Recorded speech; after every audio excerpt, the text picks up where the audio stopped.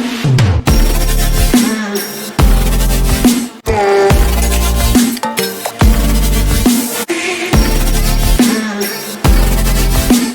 Assalamualaikum Sobat Donggala, selamat datang di Ngobrolin Donggala. Bersama saya, Pak Ghazali, dan rekan saya, Pak Safrudin. Ya, Pak Safrudin. Selamat ulang tahun Republik Indonesia. Yang keberapa tuh? Ke-80. Iya, ke-80. Nah, ini banyak orang biasa salah, Pak Imam. Biasa orang sebut selamat ulang tahun Republik Indonesia ke-80. Harusnya itu selamat ulang tahun ke-80 Republik Indonesia. Oh iya, berarti udah dapat ilmu ya? Baru masuk udah dapat ilmu lagi dari Pak Saf nih ya? Oke. Standar saja. Oke, ngomong-ngomong soal Hari Kemerdekaan, Pak Saf ya? Iya. Itu kan erat sekali kaitannya dengan patriotisme ya. Jadi semangat cinta tanah air, semangat cinta kepada pahlawan. Nah, ngomong-ngomong soal pahlawan nih Pak Saf, Iya. ternyata Kabupaten Donggala punya satu tokoh yang dianggap pahlawan oleh masyarakat, tapi sampai saat ini belum terdaftar sebagai pahlawan nasional, Pak Saf. Oh, dianggap sebagai pahlawan tapi belum terdaftar. Iya. Siapa sosok itu, Pak Imam? Nah, namanya adalah Lasadindi atau dikenal dengan nama lainnya yaitu Mangge Rante. Saya sering juga dengar sosok itu. Nah, Mangge. Jadi ini tidak asing ya bagi Mungkin masyarakat. untuk masyarakat, Iya, masyarakat seluruh Sulawesi Tengah ya. Sulawesi Tengah pasti pernah dengar. Iya, Mangge Rante. Oke, jadi Mangge Rante ini saking ditokohkannya oleh masyarakat setempat, khususnya Kabupaten Donggala, sampai beliau punya monumen patung sendiri tuh, Pak Saf. Oh, ada patungnya. Iya, ada patungnya. Dibuat oleh masyarakat. Dibuat oleh masyarakat setempat ya. Dari data yang saya dapatkan itu dibuat oleh masyarakat lokal setempat. Wow. Ya, jadi patung ini ada di Desa Enu, Kecamatan Sindue, Kabupaten Donggala tuh, Pak Saf. Nah, nama Mangge Rante ini kan artinya dalam bahasa Kaili omnya rantai atau pamannya rantai. Nah, ternyata itu ada kisah tersendirinya. Ada kisah uniknya.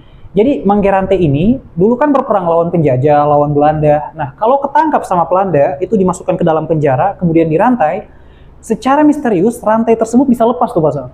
Oh, berarti dia memiliki kemampuan Iya, entah gaib atau ajaib seperti itu. Ya, ceritanya seperti itu ya. Beliau bisa kalau dirantai itu bisa lepas.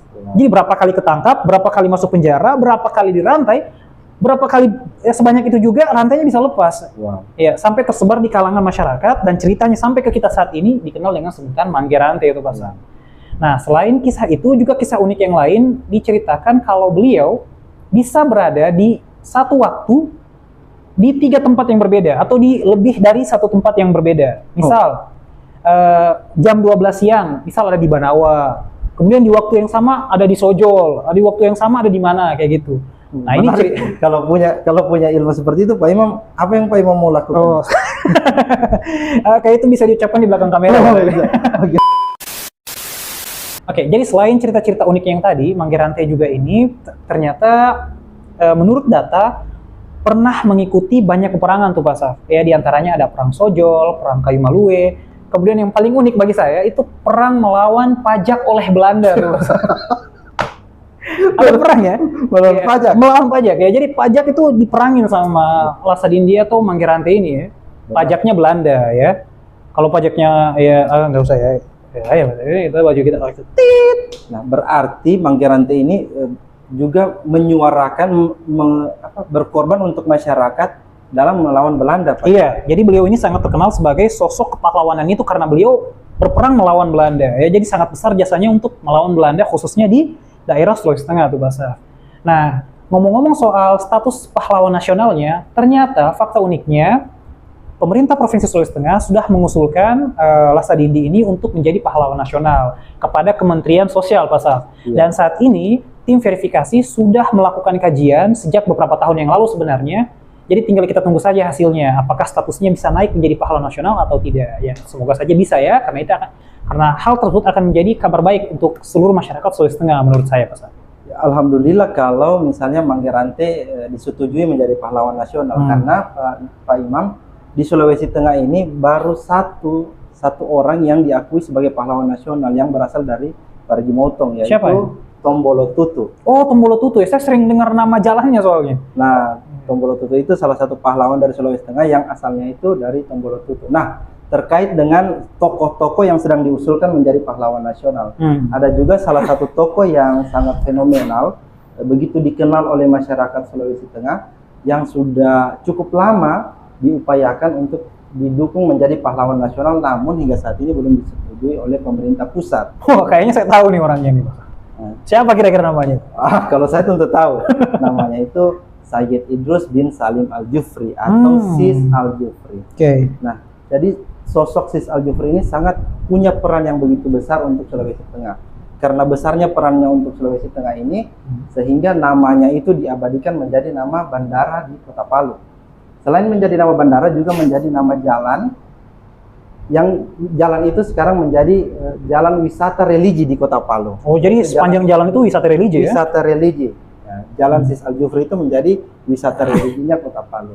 Nah, selain bandara dan jalan, nama Sis Al-Jufri ini juga diabadikan menjadi nama sebuah mall, pusat perbelanjaan di Kota Palu. Kalau ini saya baru dengar, Pak. Di mana mallnya? Di Jalan Hasanuddin itu ada mall yang dulunya dikenal Carrefour. Oh, Carrefour ya? Bangunan itu namanya Mall Al-Jufri. Wah, saya baru tahu ini ya.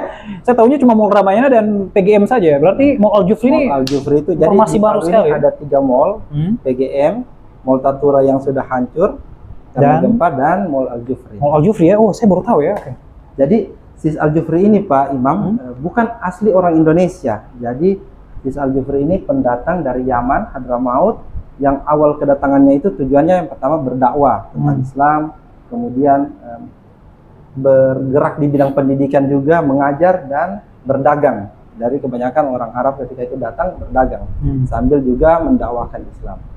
Nah, Sis Al-Jufri ini pernah tinggal di Jakarta, melaksanakan aktivitas-aktivitasnya itu, kemudian di Pekalongan, lalu kemudian di Solo, hingga akhirnya tiba di Kota Palu. Nah, di Kota Palu inilah peran Sis Al-Jufri itu terlihat begitu besar, hingga dengan mendirikan perguruan Islam Al-Khairat yang tersebar di, tidak hanya di Indonesia Timur, bahkan di Jakarta juga ada perguruan Al-Khairat. Luas sekali ya. Di masyarakat Sulawesi Tengah, Sis Al-Jufri ini dikenal dengan sebutan guru tua. Nah, guru tua itu diberikan oleh tokoh Kaili ketika itu, karena peran guru tua di bidang pendidikan. Jadi guru tua itu artinya gurunya guru. Gurunya guru? Gurunya guru. Karena guru tua begitu berperan penting di pendidikan. Ketika itu belum banyak orang yang mau terlibat dalam bidang pendidikan, tapi guru tua sudah ambil peran di situ, sehingga tokoh-tokoh Kaili ketika itu memberikan gelar guru tua kepada Sis Al-Jufri. Jadi asal usulnya sebutan guru tua itu ya, yang tersebar di masyarakat yang sekarang cuma dengar-dengar guru tua. Ini asal usulnya ya? Iya, asal usulnya itu diberikan oleh tokoh Kaili. Bahkan masyarakat Sulawesi Tengah itu sangat mengagumi sosok guru tua ini. Kalau di rumah-rumah sampai di perkampungan di pelosok-pelosok itu, ada beberapa masyarakat yang bahkan memasang foto guru tua itu di rumahnya. Kalau ini saya relate ya, soalnya saya kadang juga ke rumah saudara-saudara itu ada fotonya guru tua ya. Nah, karena guru tua ini dikagumi oleh sebagian besar masyarakat Sulawesi Tengah. Bukan hanya itu, bahkan di Jawa juga banyak orang yang mengagumi sosok guru tua ini. Bahkan pernah ketika salah seorang menghina nama guru tua, nah bahkan dukungan kepada guru tua itu dari kalangan-kalangan luar juga datang untuk mendukung guru tua, hingga akhirnya sosok penghina itu diberikan sanksi adat di Kota Palu. Jadi Pak Ghazali, tadi Manggerante punya cerita-cerita yang menarik. Jadi guru tua ini dikenal dengan kekaromahannya oleh sebagian besar umat Islam di Sulawesi Tengah. Gimana? Jadi pernah suatu ketika guru tua ini hendak melaksanakan ibadah haji bersama dengan murid-muridnya. Ketika itu mereka sudah tiba di Jakarta. Seluruh perlengkapan dianggap sudah lengkap di dalam tas. Nah, ketika akan berangkat ke Mekah, diperiksalah tas itu, ternyata password mereka semua tertinggal di Palu. Waduh. Jadi kamu bayangkan ketika itu transportasi begitu susah. Nah, ketika ada barang yang tertinggal dan barang itu sangat penting yang menjadi syarat untuk masuk ke darat, itu tertinggal. Maka muncullah ide ketika itu, salah satu dari mereka balik ke Palu untuk mengambil password yang tertinggal. Nah, guru tua ketika itu mendengar usulan itu, menyampaikan kepada muridnya, tidak perlu risau, tidak perlu ragu, periksa tas, password itu sudah ada di dalam tas. Kira-kira sederhananya seperti itu bahasa.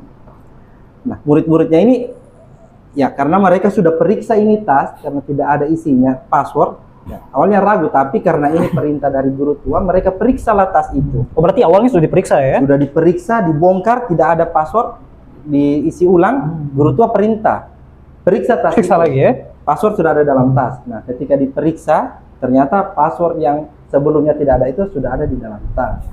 Nah, cerita ini yang dianggap karoma oleh masyarakat Sulawesi Tengah, karena guru tua ini dikenal begitu dekat dengan Allah. Nah, bicara tentang guru tua nih Pak Saf, saya pernah dengar kata haul yang cukup melekat dengan guru tua. Itu bisa dijelaskan seperti apa haul itu?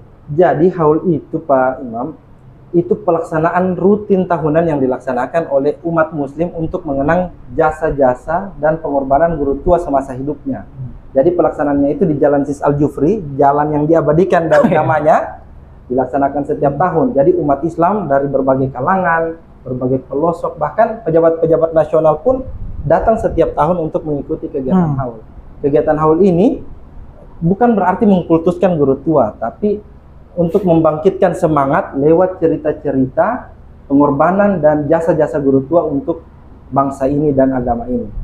Nah, jadi guru tua ini juga masyarakat Sulawesi Tengah tentu sangat berharap guru tua ini bisa diakui sebagai pahlawan nasional karena memang jasa-jasanya yang berkorban dan mengabdikan dirinya untuk bangsa ini.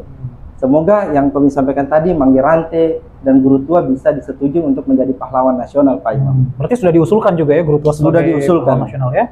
Ya, semoga dalam waktu dekat orang-orang yang layak menjadi pahlawan memang bisa diakui sebagai pahlawan nasional. Benar, apalagi di Sulawesi Tengah ini baru satu pahlawan yang diakui, yaitu Tombolo Tutu tadi yang Tombolo Tutu yang dari Parigi tadi ya. Oke, semoga secepatnya ada pahlawan-pahlawan baru yang hadir dari Sulawesi Tengah yang dulu tidak tertangkap oleh radar pahlawan nasional, kemudian sekarang bisa terangkat namanya ya. Amin. Melalui sejarah-sejarah yang diangkat ke media sosial atau media digital seperti ini.